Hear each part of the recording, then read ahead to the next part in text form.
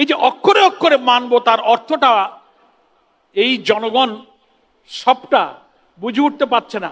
আমরাও জনগণের কাছে এত ব্যাপকভাবে গিয়ে জনমত তৈরি করে এই রহস্যটা তুলে ধরতে পুরাপুরি পারছি না। যতটুকু যাচ্ছি তারা বুঝতেছে। এই যে আজকে বিডি হলে আপনাদের কাছে আমি বলবো, যদি আপনাদের মাথার মধ্যে আলহামদুলিল্লাহ ঢোকে, এই যশোর জেলার লোকদেরকে মোটিভেট করা, বুঝানো, এই ধূম্র জাল থেকে, শুভঙ্করের ফাঁকি থেকে, এই বিভ্রান্তির বেড়াজাল ছিন্ন করে জনগণকে এই গণবিচ্ছিন্ন সরকারের বিরুদ্ধে ঐক্যবদ্ধ করা আপনাদের ঐতিহাসিক দায়িত্ব। সবাই রাজি আছেন তো? এখন আসেন, অক্ষরে অক্ষরে মানবো, আসলে যে তারা মানবে না, এইটার রহস্যটা আমি একটু আপনাদেরকে বলি। এই বইতে 84টা সংস্কার প্রস্তাব দিয়েছে ঐক্যমত্য কমিশন, এবং আমরা যারা 17 অক্টোবর 2025-এ দক্ষিণ প্লাজায় স্বাক্ষর করেছিলাম, খেয়াল আছে? ছবি দেখেছিলেন? সব দল থেকে দুজন ছিল, জামাত ইসলামী থেকেও আমরা দুজন ছিলাম, খেয়াল আছে তো? ডাক্তার আব্দুল মোহাম্মদ তাহের ছিল আর আমি ছিলাম। আমরা 7টা অঙ্গীকার করেছিলাম। কয়টা? এখানে সেই 7টা অঙ্গীকার লেখা আছে। আমরা বলেছিলাম যে আমরা এই 84টা ঐক্যমতের ব্যাপারে আজকে স্বাক্ষর করে গেলাম, আমরা এটা মানব। এবং আমরা বলেছিলাম যে জনগণের অধিকার ফিরে পাওয়া এবং গণতন্ত্র পুনঃপ্রতিষ্ঠার সুদীর্ঘ আন্দোলন সংগ্রামের ধারাবাহিকতায় 24 সালের জুলাই আগস্টের গণ অভ্যুত্থানে হাজারো মানুষের জীবন ও রক্তদান, অগণিত মানুষের সীমাহীন ক্ষয়ক্ষতি ও ত্যাগ তিতিক্ষার বিনিময়ে অর্জিত সুযোগ ও তৎপ্রেক্ষিতে জন আকাঙ্ক্ষার প্রতিফলন হিসেবে ধারাবাহিক প্রক্রিয়ার মধ্য দিয়ে প্রণীত ঐক্যমত্যের ভিত্তিতে গৃহীত নতুন রাজনৈতিক সমঝোতার দলিল হিসেবে জুলাই জাতীয় সনদ 2025-এর পূর্ণ বাস্তবায়ন নিশ্চিত করব। সেন্টেন্সটা খেয়াল করবেন, পূর্ণ বাস্তবায়ন নিশ্চিত করব। উই অল আর কমিটেড, আমরা এখানে সব স্বাক্ষর করেছি 7টা অঙ্গীকার। এবং তার 3 নম্বর অঙ্গীকারে আমরা বলেছিলাম জুলাই জাতীয় সনদ 2025-এর বৈধতা এবং প্রয়োজনীয়তা সম্পর্কে কোনো আদালতে প্রশ্ন তোলা যাবে না, উপরন্তু কোনো উক্ত সনদ বাস্তবায়নের প্রতিটি ধাপে আইনি এবং সাংবিধানিক সুরক্ষা আমরা নিশ্চিত করব। কোর্টে যাবে না। বিএনপি কিন্তু এই সনদ ঘোষণার পর, যেই জুলাই সনদ আর গণভোটের দাবিতে ময়দান উত্তাল হতে লাগলো, কৌশলে ওনারা হাইকোর্টে এই জুলাই সনদের বিরুদ্ধে একটা রিট ফাইল করেছে কোর্টে। তাহলে এই করা অঙ্গীকারের প্রতি তারা ওয়াদা লঙ্ঘন করলো না। এখানে বলা হচ্ছে তারা আদালতে যেতে পারবে না এর বিরুদ্ধে, কিন্তু কায়দা করে তারা আদালতে রিট করেছে এই জুলাই সনদটা বাতিল করার জন্য। আপনি এটাও শুনেছেন, গণভোটটাকে বাতিল করার জন্য একটা অর্ডিন্যান্স জারি করেছে 25 নভেম্বর অফ 2025-এর 25শে নভেম্বর একটা অর্ডিন্যান্স জারি করেছিল গণভোট অধ্যাদেশ। সেই অধ্যাদেশটা বাতিল করার জন্য নতুন পার্লামেন্টে এই সরকার বিশেষ কমিটি গঠন করে সেই অধ্যাদেশ গণভোট বাতিল করার জন্য প্রস্তাব করেছে। ওই যে একটা নিয়ম আছে, যখন কোনো পার্লামেন্ট, কোনো সরকার ক্ষমতায় থাকে না, তখন অন্তর্বর্তীকালীন সরকার বা কোনো প্রেসিডেন্ট যদি ইন্টারিম পিরিয়ডে কোনো অর্ডিন্যান্স জারি করে, সংসদের প্রথম অধিবেশনে সেগুলো পেশ করতে হয়, হয় সেগুলো অনুমোদন, না হলে রহিতকরণ, একটা কিছু করতে হবে। এই জন্য ওনারা রহিতকরণের জন্য পার্লামেন্টে পেশ করেছে। রক্ত দিয়ে তৈরি করা জুলাই সনদ স্বাক্ষর করা, সেইটা বাতিলের জন্য কোর্টে রিট করলো। যে জুলাই সনদ আইনি ভিত্তি পাওয়ার জন্য 13 নভেম্বর 2025 একটা রাষ্ট্রপতির আদেশ হলো, প্রেসিডেন্সিয়াল অর্ডার, জুলাই সনদ বাস্তবায়ন আদেশ, সংবিধান সংস্কারের একটা প্রেসিডেন্সিয়াল অর্ডার জারি হলো নভেম্বর 13, 2025, যার ভিত্তিতে জাতীয় সংসদ নির্বাচন এবং গণভোট একদিনে হয়েছে। সেই নির্বাচনে সবাই আমরা অংশ নিয়েছি, বিএনপিও নিয়েছে, নাকি বলেন? ওনারা তো আদালতে গেলেন, ওই আদেশটাকে তারা বলছেন যে না, রাষ্ট্রপতি এই আদেশ দিতে পারেন না। আজব ব্যাপার, এটা সংবিধান বিরোধী। সংবিধান সংস্কার পরিষদ গঠন করা এবং তার সদস্য হিসেবে এমপি যারা হবেন তারা আরেকটা শপথ নেবেন, 2টা শপথ। তারা একদিকে মেম্বার অফ পার্লামেন্ট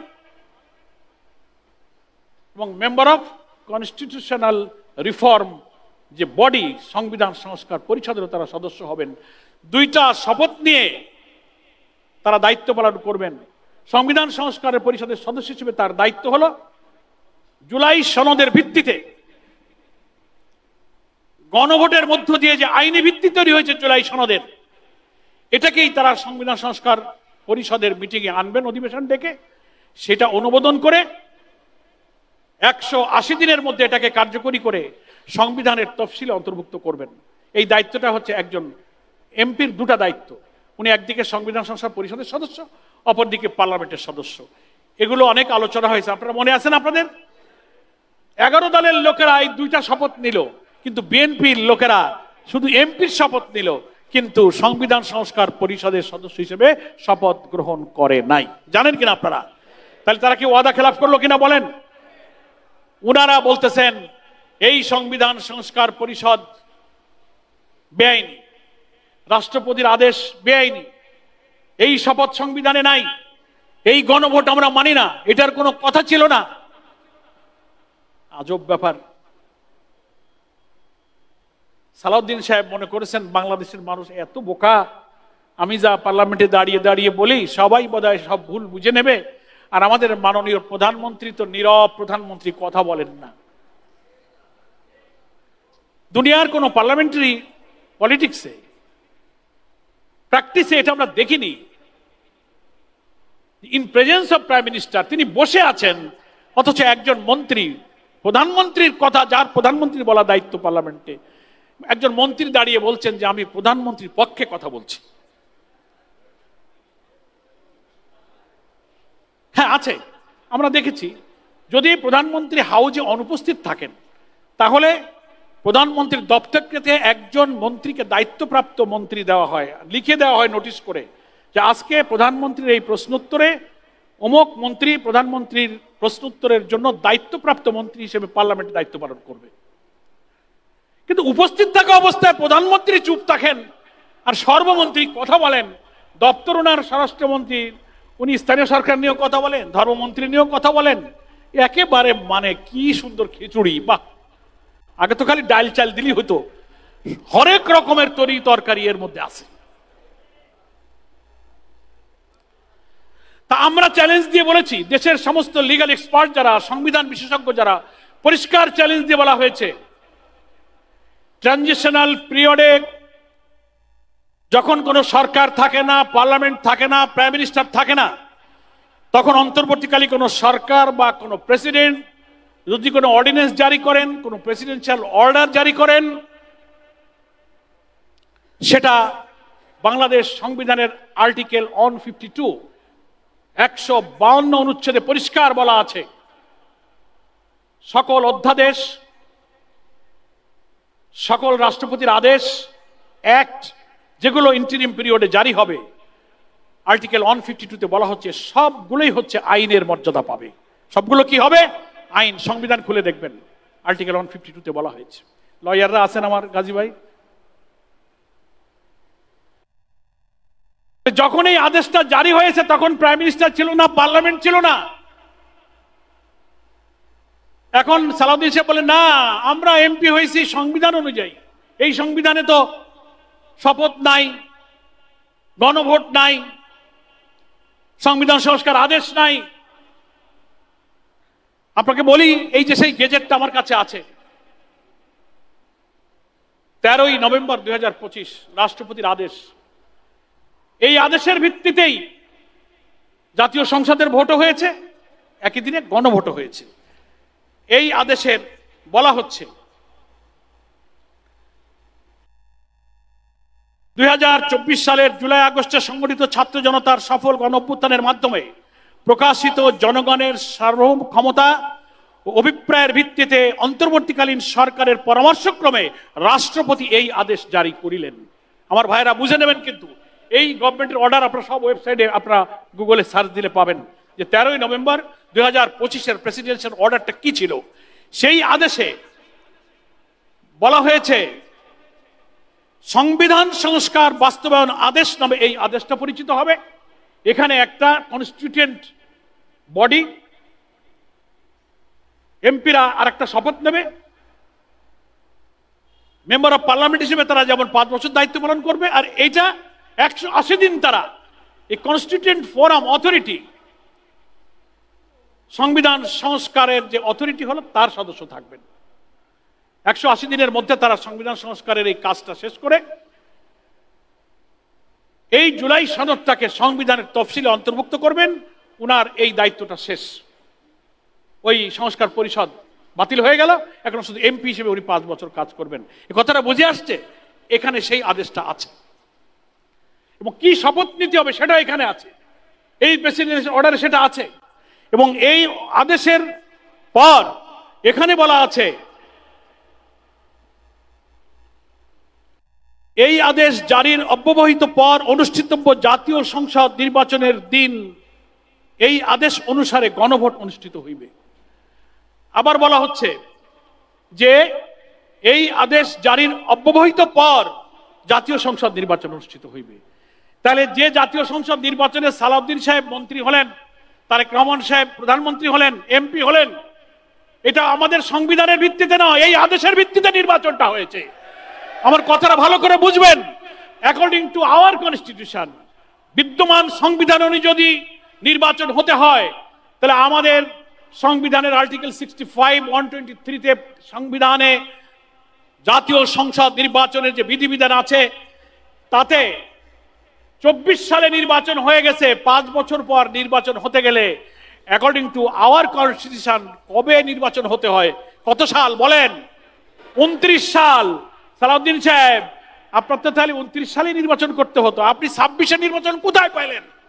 এই আদেশের মধ্যেই পাইলেন যে গেজেট জারির অব্যবহিত পরে নির্বাচন হবে, সেটি হবে পার্লামেন্ট ইলেকশন এবং একই দিনে গণভোট হবে। তাহলে আপনি এই আদেশ যদি অস্বীকার করেন, তাহলে আপনি পার্লামেন্টকে অস্বীকার করলেন, সরকারকে অস্বীকার করলেন, আপনার মন্ত্রিত্ব নাই, আপনার এমপি গিরি নাই, যদি আপনি এই আদেশকে আপনি অস্বীকার করেন। আপনি বলেন কোন লিগ্যাল বেসিসের উপরে আপনি ইলেকশন করেছেন? 26-এ তো সংবিধানে কোনো নির্বাচন নাই। দ্যাট ইজ হোয়াই, সেই কারণে রাষ্ট্রপতি প্রয়োজন মনে করেছেন জুলাই অভ্যুত্থানের জনগণের অভিপ্রায়, মানুষের আকাঙ্ক্ষা, যখন ট্রানজিশনাল পিরিয়ড থাকে, সরকার থাকে না, পার্লামেন্ট থাকে না, এইরকম একটা অভ্যুত্থানের পরে তখন রাষ্ট্র যখন নতুন বিপ্লবীদের হাতে চলে যায়, তখন সার্বভৌম ক্ষমতার মালিক কে হবে? বাংলাদেশের সংবিধানে রাষ্ট্রের এই সার্বভৌম ক্ষমতার মালিক হচ্ছে জনগণ।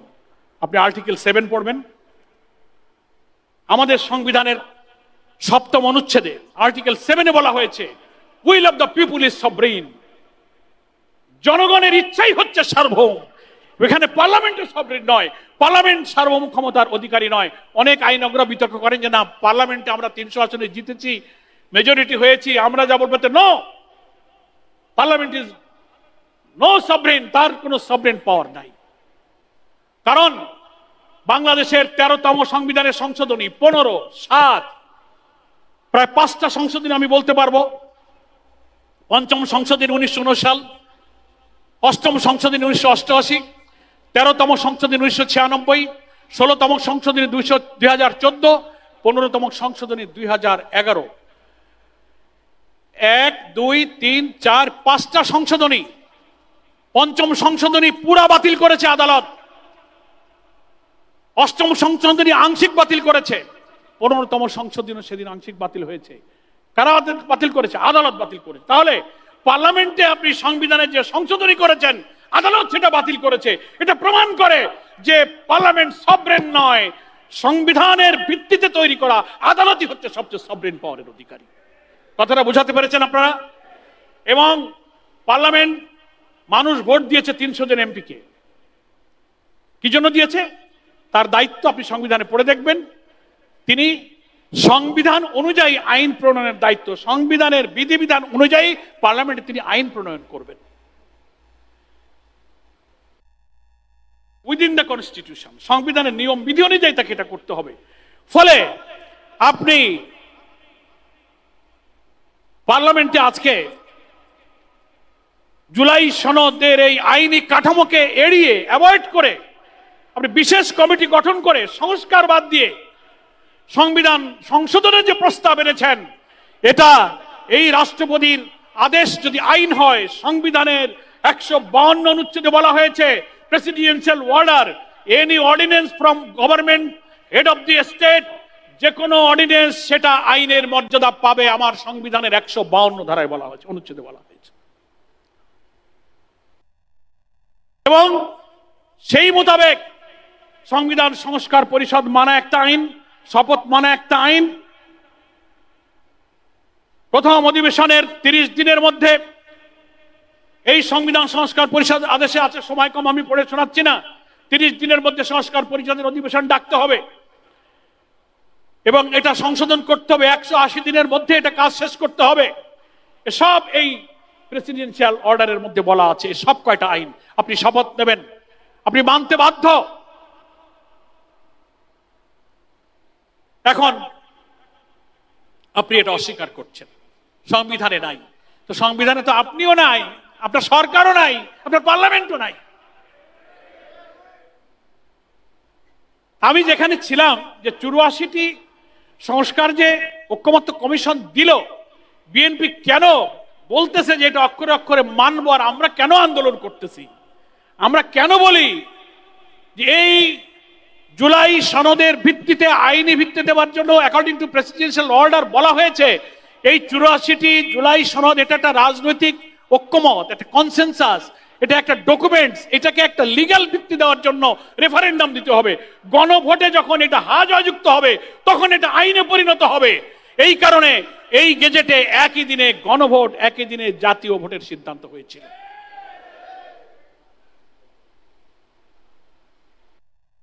ওনারা জুলাই সনদ মানবেন। এখন ফাঁকিটা হলো এই, 84টি সংস্কারের প্রায় 12 থেকে 14টি গুরুত্বপূর্ণ সাংবিধানিক সংস্কারকে না মানার জন্য ওনারা ভিন্ন মত, যেটাকে আইনের ভাষায় বলে নোট অফ ডিসেন্ট, দিয়েছেন। বড় বড় জায়গায় না বলেছে, এই বইতে লেখা আছে, আপনারা যদি পারেন এই বই কোর্ট কাছারিতে কিনতে পাওয়া যায়। কোন কোন জায়গায় বিএনপি নোট অফ ডিসেন্ট দিয়েছে সেইগুলো বাদ দিয়ে যা থাকে তাই ওনারা মানবেন। সেগুলো খুবই ম্যাটেরিয়াল। এই 10-12টা বড় সাংবিধানিক পরিবর্তন যদি না হয়, তাহলে রাষ্ট্রের যে বিদ্যমান কাঠামো আছে প্রায় তাই থাকবে এবং এখানে আবার ফ্যাসিবাদের জন্ম হবে। বিএনপি সেটা আপত্তি করেছে। কি কি আপত্তি করেছে আপনাদেরকে শোনাই। প্রথম, এই 84টি সংস্কারের প্রথম আপত্তি, ঐকমত্য কমিশন বলেছে যিনি প্রধানমন্ত্রী হবেন তিনি কোনো দলের প্রধান থাকতে পারবেন না। Head of the government, head of the party, এক ব্যক্তি হবে না। বিএনপি এখানে নো বলেছে, লেখা আছে এখানে। তত্ত্বাবধায়ক সরকার প্রতিষ্ঠা আদালতে আমরা ফিরে পেয়েছি। এটা কিভাবে প্রতিষ্ঠিত হবে তার প্রসিডিউর সম্পর্কে যে বিধান ঐকমত্য কমিশন এখানে প্রপোজ করেছে, বিএনপি সেখানে নোট অফ ডিসেন্ট দিয়েছে। 3, আপার হাউস। এবার শুনেছেন না, ঐকমত্য কমিশনের লোয়ার হাউস, আপার হাউস, দুইটা সংসদ, একটা উপরেরটা হবে সিনেট আর একটা হবে জাতীয় সংসদ। আপার হাউসে উচ্চ কক্ষে 100টি আসন থাকবে। ঐকমত্য কমিশনের এই লাল বইতে প্রস্তাব করেছে, সবাই আমরা একমত হয়েছি যে according to ratio of casting vote, সারা দেশের যে দল যত প্রাপ্ত ভোট পাবে সেই ভোটের ভিত্তিতে 100 আসন সেই দলের মধ্যে ভাগ হবে। বিএনপি নো বলেছে, না, পার্লামেন্টে আসনের দিক থেকে সংখ্যায় যারা বেশি তাদের আসন গুণে আনুপাতিক হারে তাদেরকে আপার হাউসে সিট দিতে হবে। ফাঁকিটা কি? ধরেন এখনকার হিসাবে যদি আপনাদেরকে বলি, এখন পার্লামেন্টে যে আসনে বিএনপি বা সরকার দল আছে, আর আমরা 11 দল প্রায় 90টা আসন নিয়ে আছি, ওই 100 আসন যদি ভোটের ভিত্তিতে ভাগ হয় তাহলে আমরা প্রায় 40, 42, 43টা উচ্চ কক্ষের আসন পাবো এখন। আর যদি সিটের ভিত্তিতে ভাগ হয়, যেহেতু ওনারা বেশি পাইছেন এই জন্য ওখানে ওনারা গো ধরে বসে আছেন, তাহলে ওনারা বেশি পাবেন, প্রায় ডবল। বিএনপির বাইরে আমরা যারা অপোজিশনে আছি আমরা হয়তো তখন 21-22টা পাবো। মানে ওনারা আপার হাউসেও মেজরিটি হবে না, কারণ আপার হাউসের যে পাওয়ার দেওয়া হয়েছে, যে কোনো আইন প্রণয়ন, আন্তর্জাতিক চুক্তি, বিদেশিদের সাথে চুক্তিগুলো সব আপার হাউসে আলোচনা পর্যালোচনা হয়ে অনুমোদন হতে হবে। এই জায়গাতে বিএনপি চায় যে নিম্নকক্ষে তো আমরা ইলেকশন ম্যানিপুলেশন হোক, ইঞ্জিনিয়ারিং হোক, যে কামেই হোক, জামাত বা 11 দল তো চলেই যাচ্ছিল, ঠেকাই তো দিয়েছি, এই জায়গায় আমরা মেজরিটি নিয়ে আইন প্রণয়নের সর্বোচ্চ দলীয়করণ আমরা করব। সেই জন্য আপার হাউজে তারা বিরোধী দলকে প্রপোর্শনাল রিপ্রেজেন্টেশন সিস্টেম পিআর পদ্ধতিতে ওখানে আসন বন্টন করতে চায় না, ওখানে তার নোট অফ ডিসেন্ট দিয়েছে। ও আচ্ছা, নেক্সট হচ্ছে আন্তর্জাতিক চুক্তি আইনগুলো উভয় কক্ষে অনুমোদন হতে হবে, এখানে ওনারা নোট অফ ডিসেন্ট দিয়েছেন। আপিল বিভাগের যিনি সিনিয়র জাস্টিস থাকবেন তিনি প্রধান বিচারপতি হবেন। সুপ্রিম কোর্টের বিচারক নিয়োগের ব্যাপারে আগে ছিল রাষ্ট্রপতি প্রধানমন্ত্রীর ইচ্ছা অনুযায়ী প্রজ্ঞাপন জারি করে এই সমস্ত জুডিশিয়ারিতে জাস্টিস নিয়োগ হতো। ঐক্যমত্য কমিশন বলছে নো, এখানে একটা কমিশন হবে, একটা সার্চ কমিটি হবে, সরকারি দল এবং অপোজিশন একটা সার্চ কমিটি করে সেখানে নিরপেক্ষভাবে এইসব সাংবিধানিক পদে লোক নিয়োগ হবে। তারপরে আপনার অডিটর জেনারেল, দুর্নীতি দমন কমিশন, পাবলিক সার্ভিস কমিশন, এই যে সরকারি চাকরি, ছেলেরা যে কোটানা বেধা আন্দোলন করলো বিসিএস পরীক্ষা, হ্যাঁ পাবলিক সার্ভিস পরীক্ষায়, সব একটা দলের লোক যাবে। এখানে ঐক্যমত কমিশন বলছে নো, প্রধানমন্ত্রী অসীম ক্ষমতার লাগাম টানতে হবে, তিনি একটা ইচ্ছা করে রাষ্ট্রপতিকে বলবেন আর উনি প্রজ্ঞাপন জারি করে উনি বিসিএস পরীক্ষাগুলোতে দলীয় নেবেন। এখানেও ঐক্যমত্য কমিশন নিয়ন্ত্রণ করে বলেছে এই সব সাংবিধানিক পদগুলোতে ট্রেজারি বেঞ্চ এবং অপোজিশন মিলেমিশে সার্চ কমিটি করে নিরপেক্ষ কমিটি করতে হবে। ভাই আপনারাই বলেন, প্রশ্ন করি আমি, এই সব গুরুত্বপূর্ণ সাংবিধানিক জায়গা যদি সে আগের বিদ্যমান সংবিধানের মতো থেকে যায় তাহলে কি রাষ্ট্রের কোনো গুণগত পরিবর্তন হবে? বিএনপির ওই 84টা মেনে নেব, তার অর্থ হলো এই যে কয়টা কথা বললাম এই কয়টা বাদে যা থাকে এখানে আছে ছোটখাটো কিছু জিনিস, এই আসল সংবিধানের বেসিক স্ট্রাকচার, বেসিক কাঠামো, ফিলোসফি, জুলাই অভ্যুত্থানের চেতনাকে তারা মানতে চায় না, ছোটখাটো কিছু পরিবর্তন করে তারা মানতে চায়। তাই নোট অফ ডিসেন্ট যেসব জায়গায় দেওয়া আছে এইগুলো বাদে ওনারা মানতে চান, ওনাদের এই জুলাই সনদ মানার অর্থ হলো তাই। আর আমরা বলছি না, গণভোটে যে 4টি প্রশ্ন রাখা হয়েছে এই 84টার ভিত্তিতে 4টি প্রশ্নে সামারাইজ করে 4টা প্রশ্ন রাখা হয়েছে জুলাই যে আমরা গণভোট দিয়েছি, ওই গণভোটের যে 4টা প্রশ্ন আছে না ব্যালটে, দেখছেন না, ওই ব্যালটের মধ্যে যেভাবে সংক্ষেপে কথা বলা আছে তার অর্থ হলো যে এখানে যারা হাতে ভোট দেবে তার অর্থ হলো ওই 84টি বিষয়ে সব কয়টা আমি হা বলে মেনে নিলাম। তারেক সাহেব হাতে ভোট দিছে না, সালাউদ্দিন সাহেব দিছে না, যদিও শেষের দিকে ওনারা হাতে ভোট দিতে কইছে, বলছে তো, তাহলে আপনি হাতে ভোট দিলেন, আবার গণভোটের সেই প্রশ্ন আপনি মানবেন না। এই জন্য আমরা বলি রহস্যটা হচ্ছে ওনারা জুলাই সনদ মানবেন মানে ওই কয়টা বাদ দিয়ে মানবেন সেটা বলেন, কিন্তু একবারও বলেন না যে আমরা এই গণভোটের গণরায়কে মেনে নেব। কোনোদিন কি বলেছে বিএনপির কোন নেতা বক্তৃতায় বলেছে যে আমরা গণভোটের গণরায় মেনে নেব? কেন দেবেন না? আপনি তো ভোট দিয়েছেন, তাহলে কি আপনার দেওয়া হা ভোটকে আপনি ইগনোর করবেন? তাহলে আপনি পার্লামেন্টে বলেন যে না আমি মুখে বলেছিলাম কিন্তু আসলে আমি হাতে ভোট দেইনি, নাতে ভোট দিয়েছি। সংসদে বলেন, তাও তো বলেন না, মুখে এক আর মনে এক। তাহলে আপনারা কথাটা বুঝলেন, উনাদের জুলাই সনদ মানার অর্থ হলো ভিন্ন মতগুলো বাদ দিয়ে যেগুলো থাকবে যা রাষ্ট্রের কোনো মৌলিক পরিবর্তন আনবে না ওইটা ওনারা মানতে চান।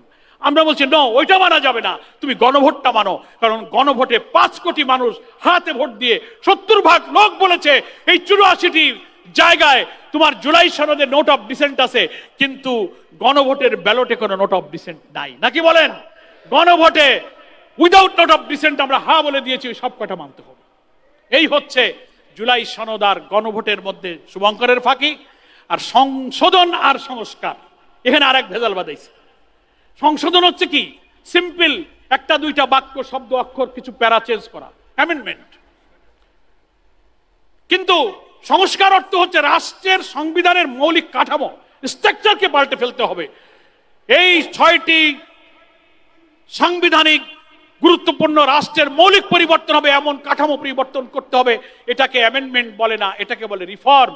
এটার জন্যই সরকারের পক্ষ থেকে যে অর্ডিন্যান্স জারি করা হয়েছিল প্রেসিডেন্সিয়াল অর্ডারে, ওই সংস্কার পরিষদে এটা অধিবেশন ডাকতে হবে এবং এগুলো পাশ করলেই সেটাই হবে সংবিধানের সংস্কার। ওনারা সংশোধন মানেন, সংস্কার মানবেন না। আমাদের পার্লামেন্টের লিডার অফ দি অপোজিশন বলেছেন যে না, ওনারা বলছেন আপনারা কমিটিতে নাম দেন, আমরা একটা কমিটি গঠন করলাম সংশোধনের একটা বিশেষ কমিটি। উনি বলছেন নাম দেওয়ার তো প্রশ্নই আসে না, কনসেপচুয়ালি ধারণাগতভাবে আমরা কোনো সংশোধন মানি না, আমরা সংবিধানের আমূল সংস্কার চাই। আপনারা 30 দিনের মধ্যে বৈঠক ডাকেন নেই, সংবিধান লঙ্ঘন করেছেন, আইন লঙ্ঘন করেছেন। এখন ভুল স্বীকার করে পার্লামেন্টে বলেন যে ঠিক আছে আমরা সংবিধান সংস্কারের ট্রেন মিস করেছি, এখন পার্লামেন্টে আসেন আমরা আলোচনা করে আমরা সংশোধন না সংস্কারের জন্য উভয় মিলে একটা কমিটি করি, সেই প্রস্তাব দেন, তখন বিরোধী দল বিবেচনা করবে কি করা যায়। কিন্তু আপনি সংস্কার না করে সংসদের উপরে শক্ত থাকবেন আর বিরোধী দলকে আপনি সংখ্যাগরিষ্ঠতার ছড়ি ঘুরিয়ে যা ইচ্ছা তাই করবেন, তাহলে তো যে ফ্যাসিবাদের দিকেই আপনি আবার হাঁটতে শুরু করেছেন।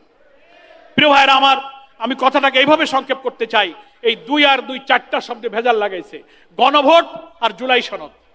ভেজালটা বুঝতে পেরেছেন তো? গণভোটে কোনো নোট অফ ডিসেন্ট নাই, জুলাই সনদে নোট অফ ডিসেন্ট আছে, মনে রাখবেন। এই জন্য ওনারা ওইটা মানে, ভিন্ন মত আছে তো, কিন্তু গণভোটের 4টা প্রশ্নে ওনাদের কোনো ভিন্ন মত দেওয়ার সুযোগ নাই। ওটা আইন হয়েছে, ওটা উইল অফ দ্য পিপল হয়েছে। পার্লামেন্টে রেফারেন্ডাম হচ্ছে সবচেয়ে মোর পাওয়ারফুল। পার্লামেন্টে এমপিদের ভোট দিচ্ছে তারা ডেলিগেটেড পাওয়ার, পার্লামেন্টে আইন প্রণয়নের কাজ করবে। আর গণভোটে তারা ডাইরেক্ট ভোট দিয়েছে, এটা কোনো ডেলিগেটেড পাওয়ার না। একজন ভোটার সরাসরি 84টি প্রশ্নে তারা ভোট দিয়ে হা বলেছে। আর সংশোধন আর সংস্কারের পার্থক্যটাও বুঝলেন। সংশোধন মানে হলো সামান্য কিছু ছোটখাটো কারেকশন, তা দিয়ে সংবিধানের আমূল পরিবর্তন হবে না। আর সংস্কার মানে হলো সংবিধানের মৌলিক কাঠামো দফাভিত্তিক, এই যে 6টা কমিশনের সব চেঞ্জ করতে হবে। এখন প্রত্যাশা ছিল রাষ্ট্র বিনির্মাণে এগুলো পরিবর্তন করে আমরা পাবো, আমরা কি সেই প্রত্যাশা পূরণ করতে পেরেছি? পারিনি। সেই কারণে 11 দলীয় ঐক্য বলেছে যতদিন গণভোটের গণরায় বাস্তবায়ন না হবে, নতুন সুন্দর বাংলাদেশ বিনির্মাণের সেই প্রত্যাশা কোনোদিন আমাদের পূরণ হবে না। এজন্য আমরা উইদিন দি পার্লামেন্ট লড়াই করব। যদি তোমরা কপালে ভালো থাকে তো পার্লামেন্টে আসো, আলোচনা করে তোমরা সংবিধানটা সংশোধন না করে সংস্কার মেনে নাও। আর তা যদি না হয়, যে 70% লোক হা ভোট দিয়েছে, প্রয়োজনে আমরা যদি সংসদে নিষ্পত্তি করতে না পারি, জাতীয় সংসদে রাজপথে ওই 70% লোককে নিয়ে আমরা আন্দোলন করে আমরা গণভোটের গণরায় কার্যকর করব। এটাই হচ্ছে আমাদের প্রত্যাশা। তা না হলে আজকে সর্বত্র দুর্নীতি বাসা বেঁধেছে, দলীয়করণ বাসা বেঁধেছে। কোন মির্জা ফখরুল সাহেব পার্টির মহাসচিব একটা সত্য কথা বলছে 2 দিন আগে, বলছে 5 মাসে রাষ্ট্রের কোনো পরিবর্তন হয়নি। হবে কেন?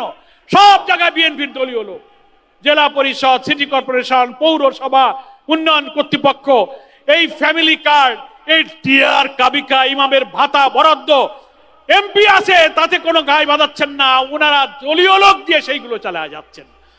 তাহলে আওয়ামী লীগের সাথে আপনার কি পার্থক্য? শুধু দলের নামটা বদলেছে, চরিত্র একই আছে।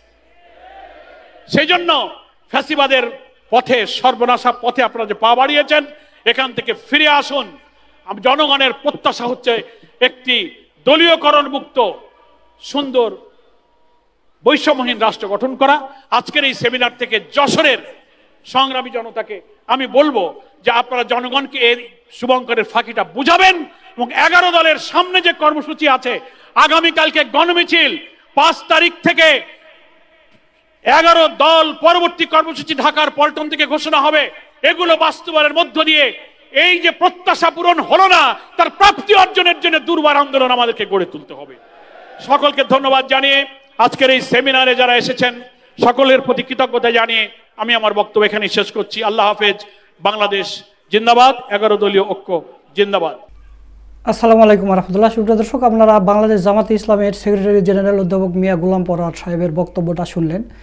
তো এই অনুষ্ঠানটা হয়েছে 11 দল ঐক্য জোটের যশোর জেলাতে। যশোর জেলাতে 24-এর গণ অভ্যুত্থানের শীর্ষক একটা সেমিনার হয়েছে, সেখানে প্রধান অতিথি হিসেবে তিনি এই বক্তব্যটা দিয়েছেন। তো আপনারা মিয়া গোলাম পরোয়ার সাহেবের বক্তব্যটা শুনলেন, তো তার কথাগুলো আপনাদের কাছে কেমন লেগেছে? যদি ভালো লাগে ভিডিওটা শেয়ার করবেন। সকলকে ধন্যবাদ।